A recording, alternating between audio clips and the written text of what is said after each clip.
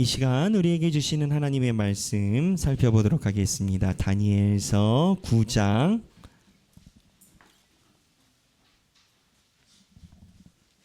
10에서부터 12절입니다. 다니엘서 9장 10에서부터 12절 말씀입니다. 다 함께 한 목소리로 봉독하겠습니다. 우리 하나님 여호와의 목소리를 듣지 아니하며 여호와께서 그의 종 선지자들에게 부탁하여 우리 앞에 세우신 율법을 행하지 아니하였음이니이다. 온 이스라엘이 주의 율법을 범하고 치우쳐 가서 주의 목소리를 듣지 아니하였으므로 이 저주가 우리에게 내렸으되 곧 하나님의 종 모세의 율법에 기록된 맹세대로 되었사오니 이는 우리가 주께 범죄하였음이니이다. 주께서 큰 재앙을 우리에게 내리사 우리와 및 우리를 심판하던 재판관을 쳐서 하신 말씀을 이루셨사오니 온 천하의 예루살렘에서 일어난 일 같은 것이 없나이다. 아멘. 이 말씀은 살아계신 하나님의 말씀입니다. 저희가 지난주에 같이 묵상하고 말씀을 살펴봤던 내용을 잠깐 복기를 하면 그렇습니다. 예레미야가 노년에 아마 85세로 저희가 추정하는데 85세에 예레미야가 이야기한 회복의 하나님의 시간이 가까워옴을 다니엘이 느꼈습니다. 그러니까 이스라엘 백성들이 나라가 멸망했거든요. 근데 예레미야가 뭐라고 얘기를 했냐면 하나님의 말씀에 70년이 지나면 너희가 회복돼서 돌아오리라 했거든요. 그래서 다니엘이 이 본문에 대해서 듣고 깨달아 주님의 나라가 가까이 오고 이스라엘 백성들이 회복될 것이다라는 감각을 가졌거든요. 그래서 다니엘이 기도를 했어요. 근데 왜 기도하냐 이건 거죠. 하나님의 계획과 하나님의 역사는 이미 정해졌고 하나님이 우리와 상관없이 하나님의 스케줄대로 우리를 회복시키실 건데 다니엘의 기도가 무슨 의미가 있겠냐? 이게 지난주에 저희의 출발점 아니었겠습니까? 근데 그 결론은 에스겔서에 나왔던 말씀, 그래도 너희가 나에게 구하여야 할지니라 라는 에스겔서의 말씀처럼 하나님의 때가 정해져 있다 하더라도 우리가 구할 때 하나님께서 역사하신다라는 에스겔의 말씀을 다니엘이 영향을 받았다, 이 얘기를 드렸죠.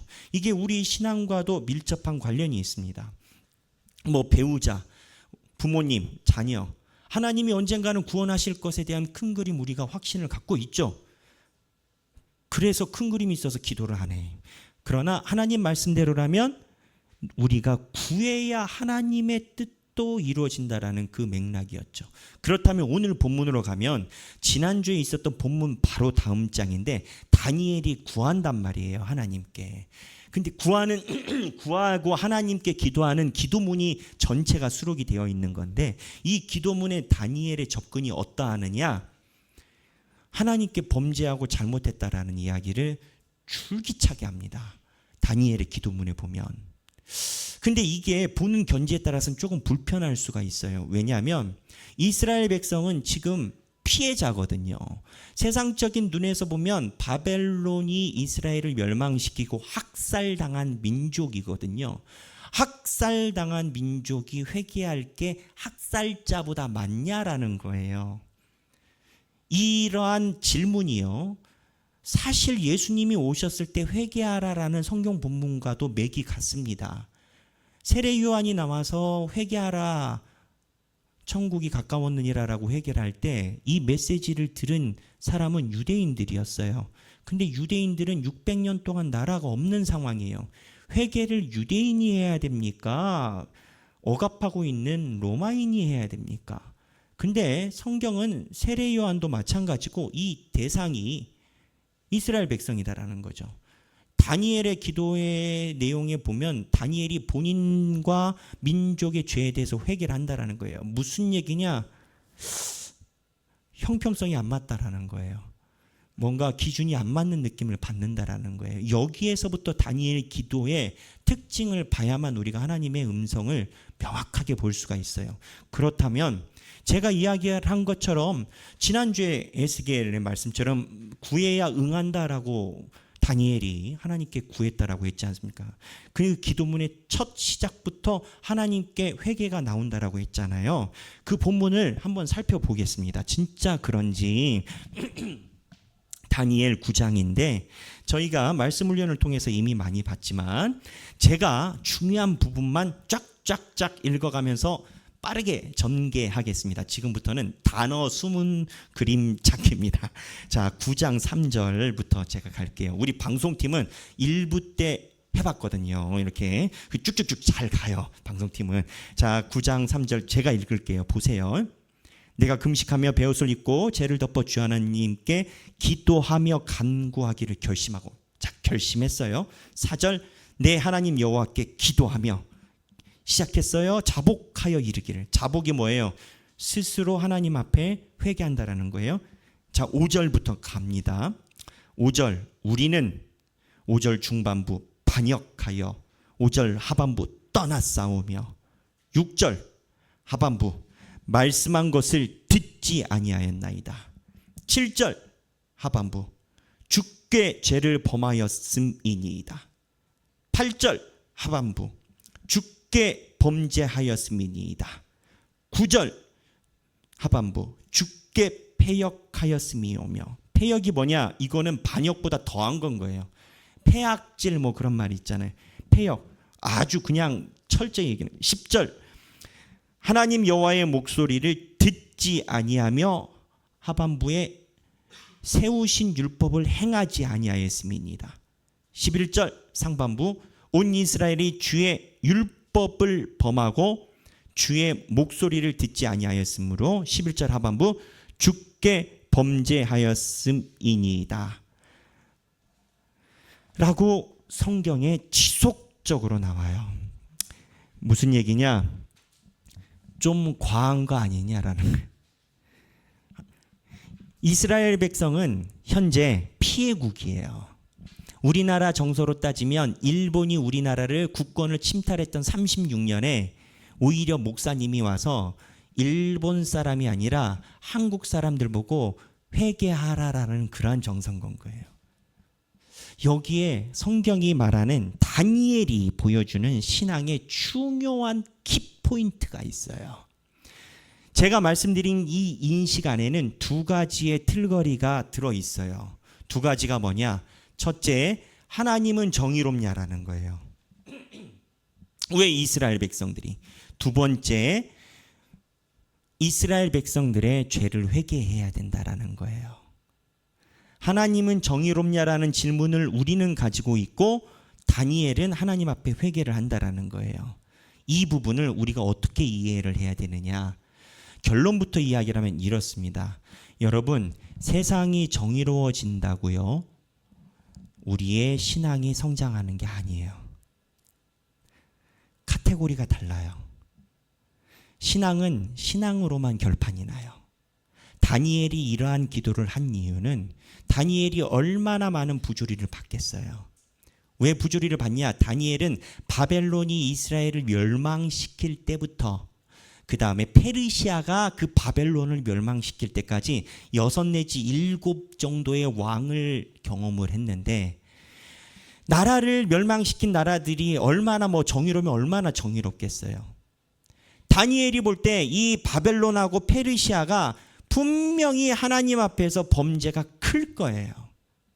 왜? 정복한 백성들이 가가지고 앉아서 좋게 얘기를 합니까? 칼 올려놓고 내 밑에 올 거냐 말 거냐, 안 와? 그럼 죽여. 이러고 정복하는 거거든요. 그러니까 얼마나 바벨론과 페르시아가 잔악하게 자기의 영토를 넓힌 것을 총리로서 다니엘은 받지 않겠어요. 그리고 다니엘은 하나님이 참 은혜를 주셔서 정권이 바뀌면 고관과 고위직이 바뀌기 나름인데, 다니엘은 정권이 바뀌어도 그 직이 계속 유지가 됐어요. 하나님의 뜻이 있어서 그랬던 건 거예요. 무슨 얘기냐? 다니엘 눈에 정의의 문제는 우리가 생각하는 것 그 이상이었을 거예요. 우리가 생각하는 것보다 공의와 형평성과 이 기준이 다니엘의 눈에는 더 컸을 거예요. 근데 다니엘이 오늘 하나님 앞에 기도를 할 때 이 문제를 다루지 않아.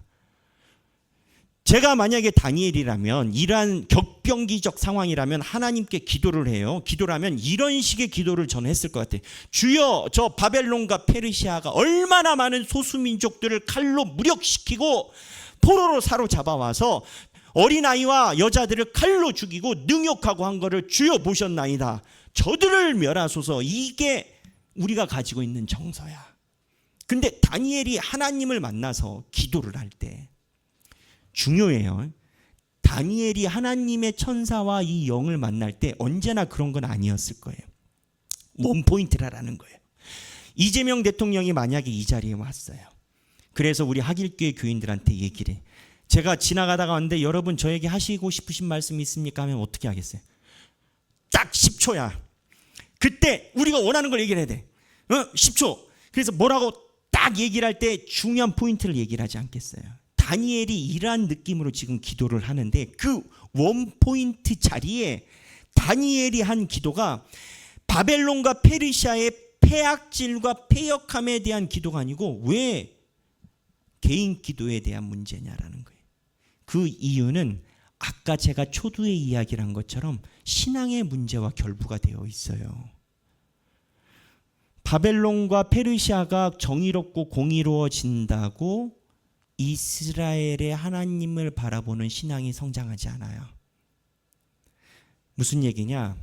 제가 교회를 섬기면서 저는 이제 관찰을 많이 하니까 교회의 여러 가지 형태에 대해서 제가 해야 되는 사역 아니겠습니까? 제가 청년 때는 교회들이 추구했었던 한국교회 트렌드인 것 같아요. 그때는 마치 공의로움 또는 민주주의 이런 것으로 한국교회가 한 20년 정도의 테마를 삼았던 시절이 있어요. 그래서 수도권에서 제가 섬겼던 교회 그리고 그 옆에 있었던 교회 중에 하나는 이 트렌드에 같이 해가지고 교인들이 가지고 있는 민주주의와 공명정대함을 가져가기 위해 주보에 날마다 일주일 동안 있었던 교회의 재정 그 장부를 거기다 주보에다가 붙였어요. 그래서 우리는 투명하다 이거를 아젠다를 삼았거든요. 그 교회 재정팀은 너무 힘들었겠지. 매주 그냥 주보에도 놔야 되니까 오찬하면 안 되니까. 근데 제가 그 교회를 보면서 관찰한 게 뭐냐, 다른 교회가 하지 못하는 투명함을 추구하고 이거를 공의를 잡아간다라고 실천을 했는데 그거를 해소함이 그 교인들의 신앙 성장과 아무런 연결고리가 없는 거예요. 저희 영상을 보시는 분들 중에는 가나안 교인이 계실 거예요. 교회를 섬기지 않는 분. 그래서 가나안 교인들이 교회를 떠나간 이유를 분석해 놓은 자료를 보면 상당수의 비율이 교회에서 부조리를 받고 상처를 받았다가 많이 있어요. 그 부조리를 보고 자기 마음속에 어려움이 있다라는 거죠. 상처를 받았다는. 그 마음에 대해서는 교회를 조직교회를 섬기고 있는 목사로서 죄송한 마음이 언제나 있고 교회의 안타까운 모습이 있죠. 근데 여러분들 그걸 아셔야 돼요. 여러분들이 상처를 안 받고 교회가 부조리가 없어진 상황의 교회를 만난다면, 만나기도 어렵지만 만난다 쳤을 때 여러분의 신앙이 성장하느냐라는 거예요. 이 동네가 같은 동네가 아니에요. 그렇다고 제가 부조리나 이런 것을 미화하거나 없는 것처럼 이야기를 하는 건 아닙니다. 중요한 건 시작점이 어디냐가 중요한데 이 시작점은 온전히 하나님 앞에 신앙으로만 나아가야 성장을 해요. 무슨 얘기냐? 정의의 문제가 해결된다 하여 내가 주 앞에 신앙으로 나가는 문제가 영향받는 게 아니에요.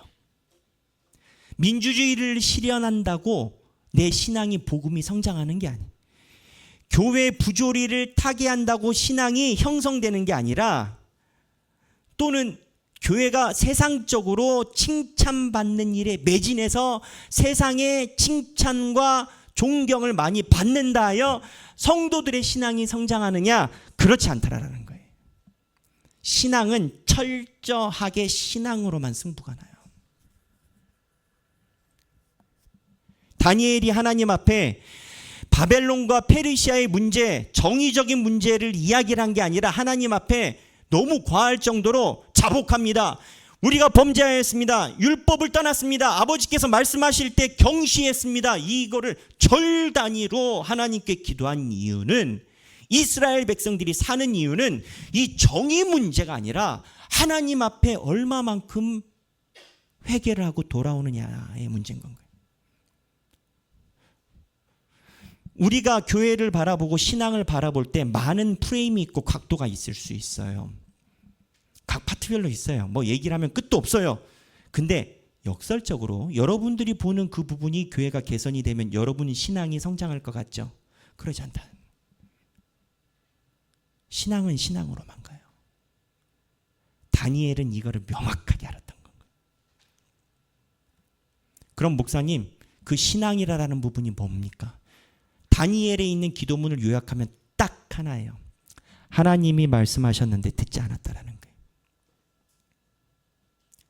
뭐 우리가 생각하는 뭐 누구한테 돈을 빌렸는데 10만 원 빌렸는데 만 원씩 주고 9만 원만 주고 만 원 챙겼다, 뭐 이런 차원의 문제를 얘기를 하는 게 아니라 다니엘의 기도문을 다 보잖아요. 주여 우리 민족이 율법이 말씀하실 때 선지자를 보내서 하나님이 우리에게 말씀하실 때 듣지도 아니하였고 돌이키지도 아니하였고 주께 범죄하였고 패역하였나이다. 이 포인트가 뭐냐? 원 포인트가 하나님이 말할 때 안 들었다라는 거예요. 우리의 죄, 여러 가지 죄를 연상시킬 수 있어요. 신앙에 관련된 거. 어저께 누구랑 싸웠는데, 물론 하나님의 가지의 열매 중에 그러한 것에 대한 문제가 있을 수 있어요. 그런데 성경이 이야기하는 죄는요, 아주 간단해요. 하나님이 얘기를 할 때 들었냐 안 들었냐는 거예요. 그럼 목사님, 제가 하나님 앞에서 잘 들었을까요? 안 들었을까요? 어떻게 알죠? 어떻게 아냐고요? 제가 이러한 비유를 굉장히 타부시 여기고 좋아하지 않지만 그냥 선배 목사님들이 쉽게 말씀하셨던 게 있어요. 오늘 죽으면 하나님 앞에서 영원한 생명을 받을 자신이 있냐라는 거예요. 하나님의 말씀을 들었냐 안 들었냐에 대한 나의 리트머스 검증지는 오늘 죽으면 하나님 앞에서 선배 목사님들 얘기를 하면 천국 갈 자신이 있냐라는 거예요. 자신이 없어요. 왜 자신이 없어요? 왜 자신이 없어요?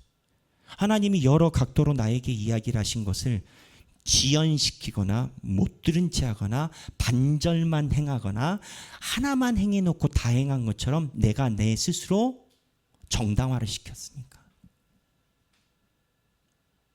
내 스스로의 정당한지 아닌지 어떻게 알아요, 목사님? 나는 모르지. 본인이 알지. 성령님 앞에서. 다니엘은 70년이 지나면 이루어지리라는 하나님의 대업을 놓고 하나님께 원포인트로 기도를 할 때 첫 시작이 이거였어요. 우리가 삶에 많은 문제가 있을 수 있어요. 환난이 있어요. 억울함도 있어요. 괴로움도 있어요. 근데 여러분, 그 억울함과 괴로움이 해소가 되면 여러분의 신앙이 많이 성장할까요? 꼭 그러진 않더라고요. 물론 억울함과 괴로움이 내가 하나님을 바라보는 신앙을 자극해 주기는 해요. 하지만 억울함과 괴로움이 해소가 돼도 내 신앙에 대한 본질적인 고찰과 하나님 앞에 내어놓음이 없는 사람은 환난과 고난이 그냥 사라질 뿐이지 신앙은 그 자리 그 모습 그대로예요. 왜? 내 잘못에 대한 인식이 없으니까. 결국 신앙은 인식의 문제예요. 다니엘이 이야기를 하잖아요. 우리 민족이 주께 범죄하였고 매번 얘기를 하잖아요. 이거 이스라엘 백성들이 보면은 동의 못합니다. 아니, 나라가 멸망한 지 한 40년 50년 됐는데 우리가 범죄할 기회가 뭐가 있었고 우리가 나라도 없는데 잘못할 일이 뭐가 있었냐라는 거예요. 세례 요한이 와서 유대인들에게 회개하라 했는데 거기에 똑똑한 사람 하나만 있으면, 아니 우리 민족은 600년째 나라를 얻고 메시아를 기다리고 있는데 눌린 우리가 무슨 회개할 게 있습니까? 세례 요한이요, 번지수가 잘못되셨어요. 로마 사람들한테 가세요. 저 사람들이 잘못했어요 라고 얘기를 했을 거예요. 인식의 문제예요. 다니엘은 그 시대에서 다른 사람들이 가지고 있을 수 있는 인식이 아닌 다른 인식을 가지고 있어요. 그 인식은 어디냐? 하나님이 주신 인식으로 회개가 된 거예요. 근데 이에 대한 명확한 접근이 성경에 있습니다. 9장 13절입니다. 9장 13절 한번 띄워봐 주시겠습니까? 자, 9장 13절. 자, 이게 이제 개역 개정이에요. 저희가 성경 번역본을 몇 개 볼 겁니다. 다 함께 읽겠습니다.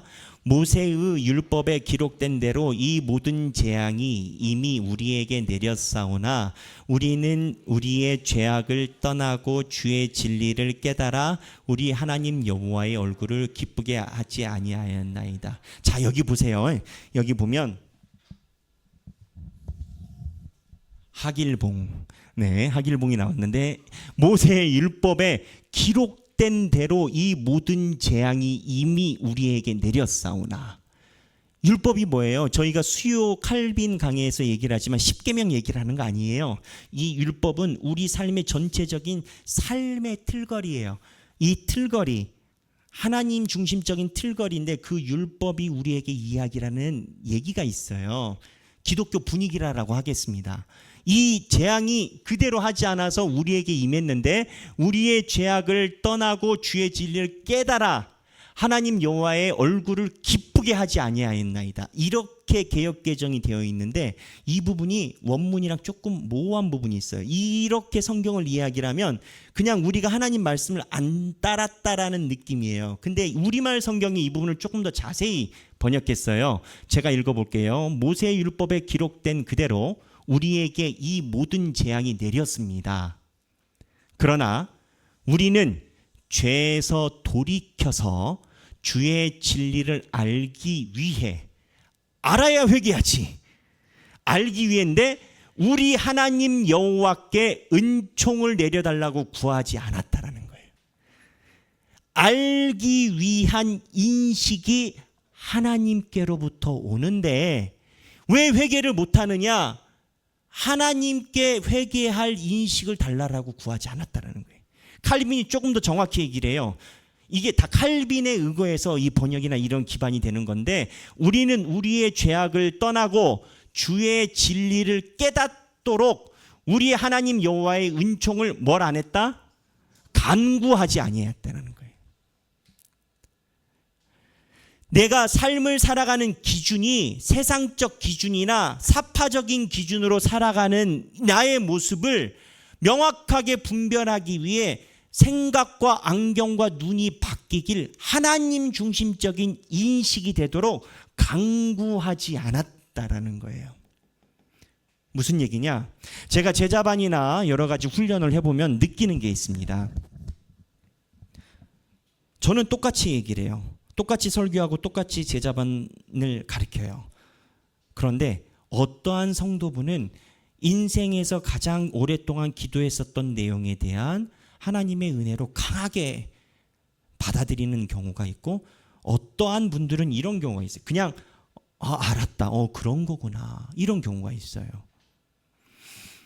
우리 하길교회를 얘기를 하는 건 아니에요. 우리 하길교회가 굉장히 열심으로 나가니까 제가 목회를 하면서 뭘 느끼냐면 사람이 하나님의 말씀에 대한 중요성과 우선성, 가치가 어느 정도 하나님의 말씀의 깨달음에 있느냐에 따라서 그 말씀에서 주어지는 음성을 굉장히 뼈가 관통하는 것처럼 느끼는 사람이 있고 그냥 그렇구나 느끼는 사람이 있다라는 거예요.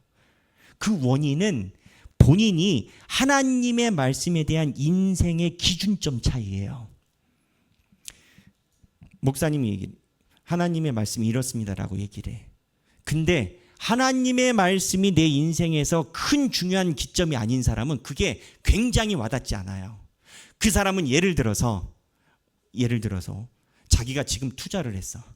근데 이게 정부가 바뀌어가지고 오르락내리락 하는데 투자를 잘못하면 주식이 날아갈 것 같아. 그래가지고 잘 타면은 대박 날 것 같고 잘못하면 주식을 다 잃을 것 같아. 근데 서울에서 굉장히 유명한 금융관리사가 내려왔어. 그 금융관리사가 얘기를 해. 이렇게 하세요. 은혜를 엄청 받아요. 할렐루야. 주께서 이때를 위해 나를 주셨군. 그러니까 무슨 얘기냐면 자기가 소중하게 여기는 가치에 따라서 들리는 음성의 온도차가 다르다라는 거예요. 하나님께 내가 회개하는 은혜를 왜 안 구했는지 아세요? 지금 오늘 본문은 칼빈과 우리말 성경에서 지적하는 바는 우리가 하나님 앞에 돌아가고 회개하는 은혜를 구하지 않은 것 때문에 지금 범죄함이 만연해 있다라는 거예요. 인식이 달라요. 예수 안 믿는 사람들 특징이 뭔지 아세요? 예수 안 믿는 사람들은 대범한 분은 그래요. 아니 교회 가면은 교회는 무조건 우리를 죄인 만든대요. 아, 난 기분 나쁘대. 뭐가 우리를 그렇게 잘못했니? 맞는 얘기예요. 인식이 달라요. 생각이 달라. 근데 그 생각은 하나님께 구해져야 하나님께서 나에게 열어줘요. 그러면 안 믿는 사람만 그러나 교회도 마찬가지예요. 사사기의 17장에 보면은 사사기에 미가 신당이 나와요. 미가 지파에서 그냥 자기 마음대로 제사장 뽑고 자기 마음대로 그냥 법 없이 살아요. 사사기는 맨 마지막에 그 얘기를 해요. 본인들 생각엔 신앙의 최고야. 그런데 사사기는 그렇게 얘기를 하지 않아. 인식이 달라요. 근데 인식이 왜 다르냐? 하나님 앞에 이 인식을 교정할 수 있는 은혜를 구한 자와 구하지 않는 자의 분기점이 생긴다라는 거예요. 다니엘이 이걸 이야기를 해요. 주여 우리가 주께 범죄하였나이다. 근데 그 뿌리는 하나님께서 보시는 인식으로 우리 삶을 보도록 구하지 아니하였나이다. 믿음은 인식은 구하는 거예요. 왜 구하는 건지 아십니까? 우리가 만약에 자생적으로 우리 안에 있는 CPU나 DNA 버튼을 눌러서 우리가 인식이 생긴다면 우리는 에덴 동산 이후에 범죄한 종족이 아니에요. 자력으로 인식을 가져갈 수가 있으니까. 하지만 성경은 그렇게 얘기를 하지 않아요. 우리가 우리의 상황과 우리의 여건을 개선하고 탈출하는 방법은 우리 안에 있는 어떤 에너지, 나도 몰랐던 재능을 찾아서 이게 해결되는 게 아니라 철저하게 예수 그리스도가 주는 믿음을 받아야 외부에서 도립이 돼야만 우리의 신앙의 분기점이 생겨요. 여러분들 그냥 나온 것 같지만 에베소서 말씀에 의하면 창세 전부터 하나님이 택한 자에게만 믿음을 선물로 주세요. 우리가 믿음이 적든지 많든지 간에 주일날 나와서 예배를 드리면 하나님께 선물을 받은 자이기 때문에 예배를 드릴 수가 있다고요. 근데 여기서 끝나는 게 아니라 하나님께 선물을 받았기 때문에 주여, 예수 그리스도가 말씀하신 것처럼 그 구절의 맥락이 믿음이에요. 구하라 그러면 너희에게 주실 것이요, 찾으라 그러면 너희가 찾을 것이라. 아들이 아버지에게 선물 달라고 하는데 누가 뱀을 줄 것이며, 그 말씀의 맥락이 믿음이에요. 하나님께 믿음을 구하지 않았기 때문에 내 인식이 성장하지 못했고, 인식이 성장하지 못하니까 회개할 게 없는 거예요. 뭘 그렇게 잘못했냐라는 거예요. 이 정도 했으면 됐지. 그렇게 하나님에 대한 인식을 받지 못하고 신앙생활 하잖아요. 귀결이 어떻게 되는지 아세요? 본인은 신앙생활을 잘하는 것 같아요. 근데 우리 제자반 때 이 부분에 대해서 제가 오래 설명드렸지만 자충만성으로 인한 자기 기만이 일어나요. 자충만성 자기 기만이 뭐냐? 소크라테스의 죽음과 예수의 죽음의 차이가 뭘까요? 우리가 제자반에서 오랫동안 얘기를 하고 배웠지만, 자 보세요. 소크라테스도 독배를 마셨어요. 소크라테스도 본인이 주장하는 철학과 가치를 위해서 자기 목숨을 초계와 같이 버렸어요. 예수 그리스도도 십자가에 달렸어요. 우리는 순교라라는 것, 죽음의 길에 선 것을 예수 그리스도의 상징으로 봐요. 그럼 소크라테스는 차이가 분명히 있어요. 소크라테스는 본인이 생각하는 가치의 실현을 위해서 자기를 던졌어요. 내 안에 자아가 충만하다고요. 내가 생각하는 사고를 위해서 내 인생을 던졌다고요. 근데 신앙생활을 소크라테스처럼 할 수가 있습니다, 여러분. 그럼 이렇게 안 하면 어떻게 되느냐? 예수는 달랐어요. 예수는 본인이 생각하는 철학을 위해서 십자가에 달린 게 아니에요. 예수는 하나님이 원하시는 나라를 이루기 위해, 하나님의 나라를 위해 자기 목숨을 던졌어요. 예수는 나를 비우고 하나님의 것으로 채우기 위해 십자가에 달렸고, 소크라테스는 지가 주장하는 말에 완성을 이루기 위해 지가 목숨을 던진 거예요. 신앙생활의 이 분기점을 모르잖아요. 교만한데 교만하지 않은 것처럼 느껴요. 내가 생각하는 철학과 생각으로 내 신앙생활을 마음껏 하면서 하나님의 은혜라고 착각해요. 내가 비워져야 예수 그리스도의 충만이 들어와요. 예수 그리스도의 충만이 들어와야 회개가 돼요. 회개가 돼야 또 예수 그리스도의 충만이 들어와요. 결론은 뭐냐? 인식의 문제예요. 소크라테스로 가느냐 예수로 가느냐는 인식의 문제인데, 다니엘이 명확하게 얘기를 해요. 이 회개의 인식의 문제는 주께 은총을 구하여야 된다. 이래서 신앙생활 오래 한 사람들이 하나님께 은혜를 못 받는 이유가 여기에 있어요. 자기가 신앙생활이 어느 정도 경도에 있으니까 주께 은총을 구하지 않아요. 나의 인식과 나의 잘못됨을 깨달을 수 있도록 주여 주께서 나를 만져주시옵소서라는 그 인식을 구하지 않아요. 그러면 어떻게 되는지 아세요? 오늘 죽어서 천국 갈 자신이 있냐고요. 예수의 것으로 채워지지 않았는데 어떻게 자신이 생기겠어요? 그냥 내가 누구한테 잘하고 못하고 범죄를 많이 했고 조금 했고 이런 얘기를 하는 게 아니에요. 다니엘이 오늘 회개 기도해요. 뭘 그렇게 잘못했냐고요.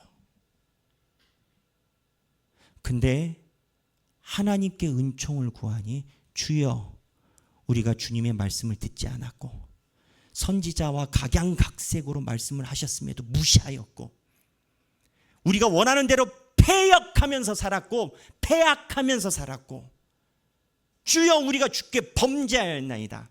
다니엘이 그냥 내가 오늘 기도하면 성경에 남겠네? 그럼 뭐가 스탠다드일까? 이러고 기도했겠어요? 하나님께서 주시는 인식을 따라서 본인은 본인의 신앙을 놓고 기도합니다.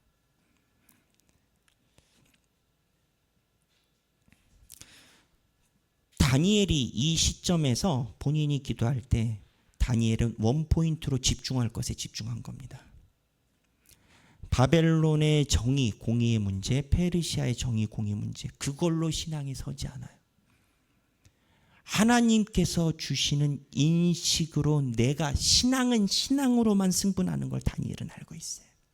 근데 신앙으로 승부가 나려면 하나님께 믿음을 구해야 되는 거예요. 하나님께 은총을 받아야 돼요. 저는 이 본문을 보면서 제 삶에 대해서 많이 되돌아보고는 해요. 여러분, 목회자도 살면서 억울한 일이 많습니다. 그리고 거짓 소문도 많고요. 거짓 이야기에 의해서 상처받을 때도 있습니다. 목회자도 사람이고 똑같지 않습니까? 너무 억울할 때도 있고 눈물이 하염없이 날 때도 있어요. 근데 제가 교회를 섬기면서 나중에 알게 된 사실이, 그거에 대한 억울함과 그거에 대한 하소연이 나의 신앙을 성장시키는 것은 아니구나.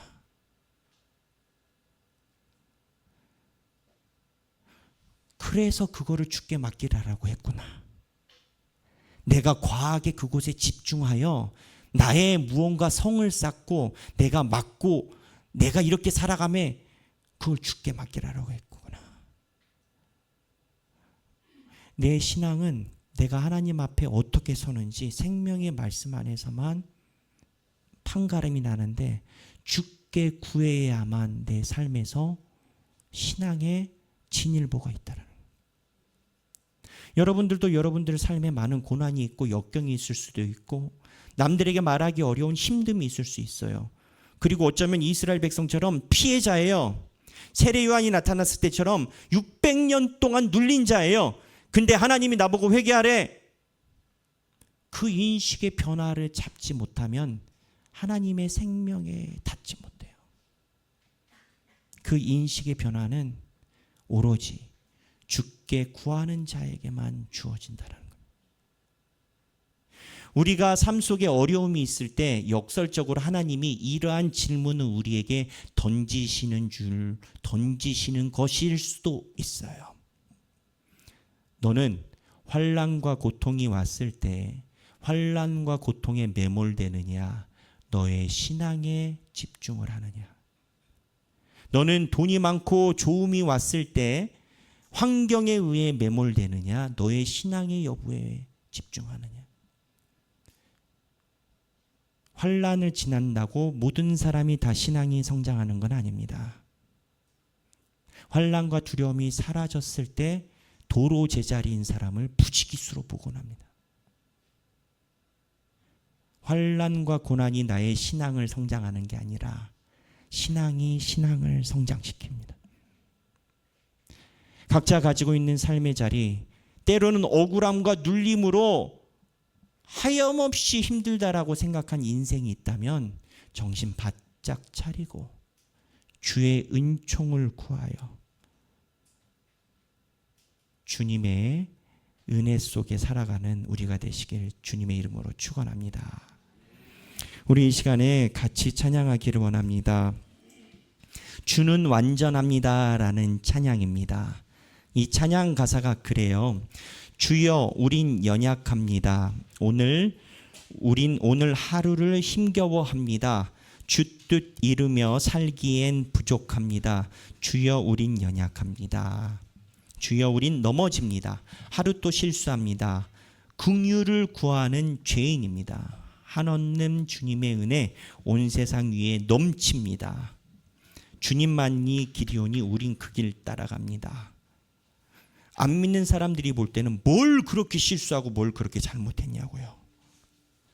그러나 하나님의 은혜를 구하고 주님의 은총 속에 있는 자는 이 찬양이 자기의 고백입니다. 우리 다 함께 찬양하며 주께 기도하는 시간 갖도록 하겠습니다.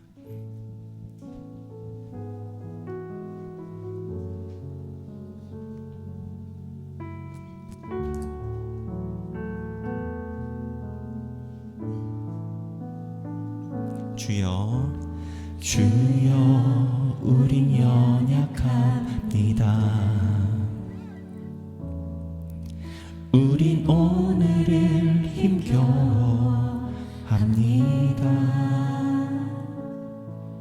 주 뜻 이루며 살기에 부족합니다.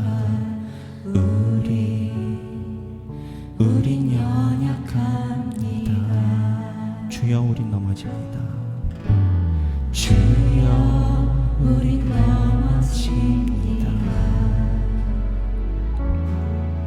오늘 하루 또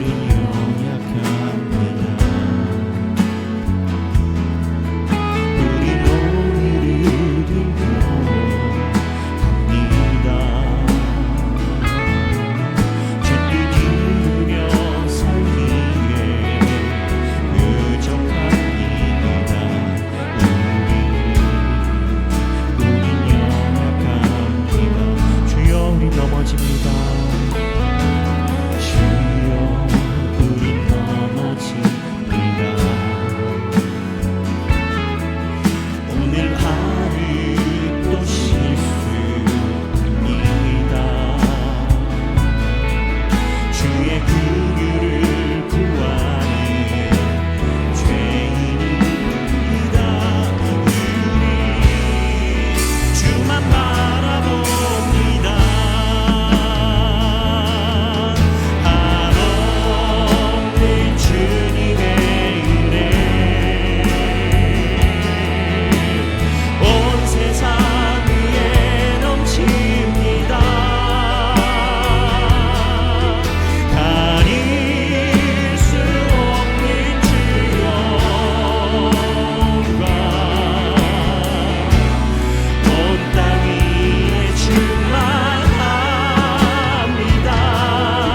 주님만이 이리오니 흐리게 따라갑니다. 그날의 의리르시 주는 완전합니다. 한없는 주님의 한없는 주님의 은혜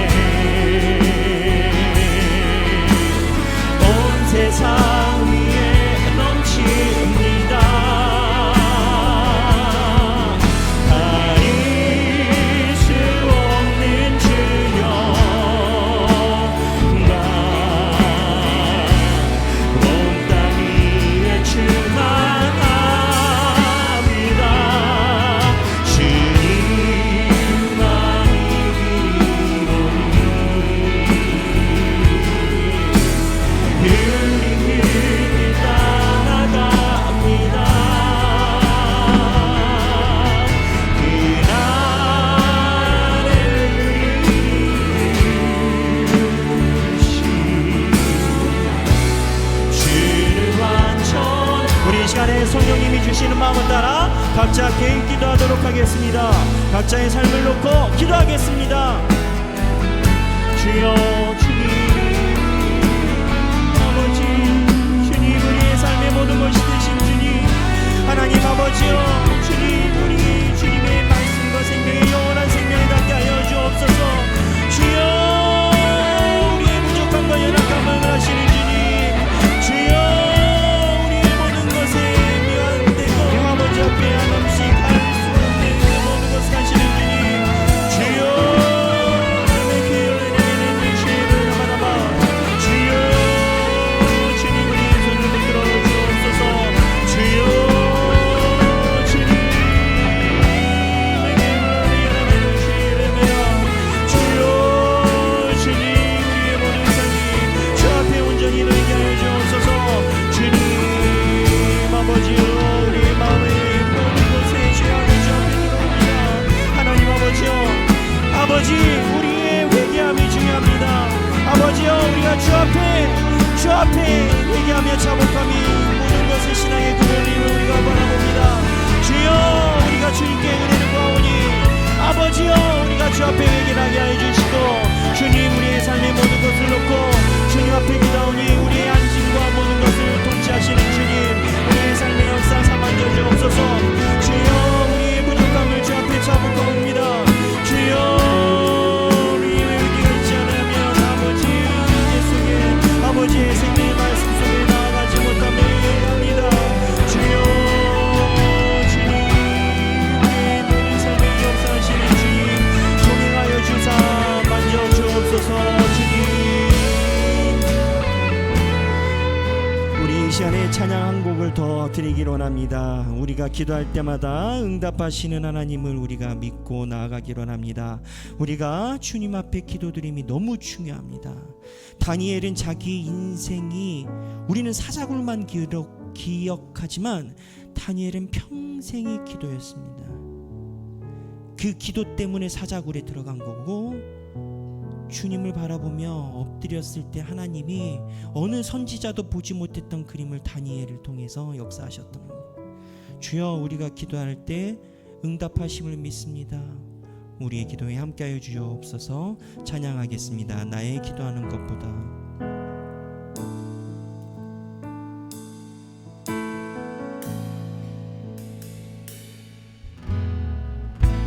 나의 기도하는 것보다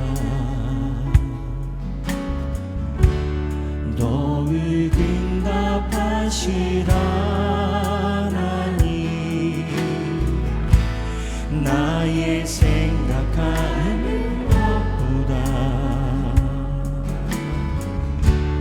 너를 이루시는 하나님. 우리 가운데 역사하신 능력대로 우리들의 강구와 늘러 지도록 능히 하신 주님께 모든 영광과 존귀 찬양과 경배를 돌리지어다.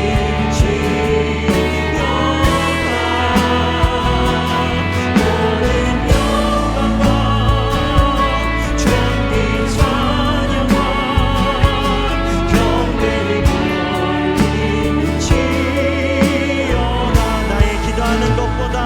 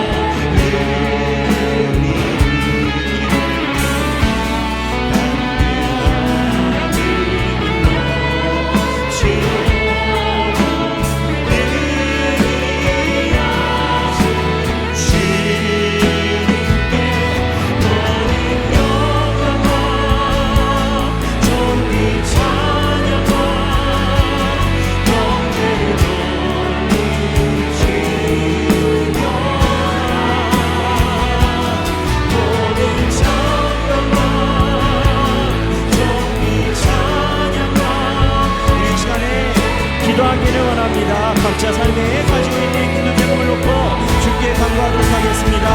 기도하겠습니다. 주여, 주님, 우리의 삶의 인생을 놓고 주 앞에 기도합니다. 하나님 아버지여, 우리가 주 앞에 자복하고 주님의 은혜를 구할 때 주여, 우리의 삶의 인도자가 되어주시고 하나님, 우리의 미진함과 부족함과 주 앞에 주의 앞에 모든 본성을 주 앞에 나갈 때 아버지여, 주님께서 역사하사 하나님의 우리의 신앙을 담보하여 주옵소서. 주여, 주님을 바라봅니다. 하나님 아버지, 우리가 살려주고 모든 것들이 약해니까 모든 것들이 주의 손에 있기를 바랍니다. 하나님 아버지, 열매를 맺어 열매를 우리의 부족함을 하시는 주님, 우리의 인생을 이끄사 하나님의 우리 인생을 역사하사 주님 만져주사. 주여, 동행하여 주옵소서. 주여, 하나님의 기회를 주여, 주님 아버지여, 우리 모든 것을 하시는 주님, 주여, 주님, 우리 인생을 주 앞에 내놓으니 아버지여, 우리 인생이 온전히 주 앞에 내게 하여 주옵소서. 주여, 우리의 교회와 하나님 아버지여, 하나님께서 이루어가시는 모든 것들이 아버지여, 주님의 손에 있기를 원합니다. 하나님, 주님께서 복음을 담지하시고 아버지께서 역사하시고 아버지여, 주님께서 말씀하사 우리의 길에 길을 내시고 하나님께서 원하시는 길을 닦게 하여 주시고 하나님의 믿음과 하나님의 말씀에 사모하여 나아가는 우리의 삶이 되게 하여 주옵소서. 주여, 주님께서 역사하여 주옵소서. 주님,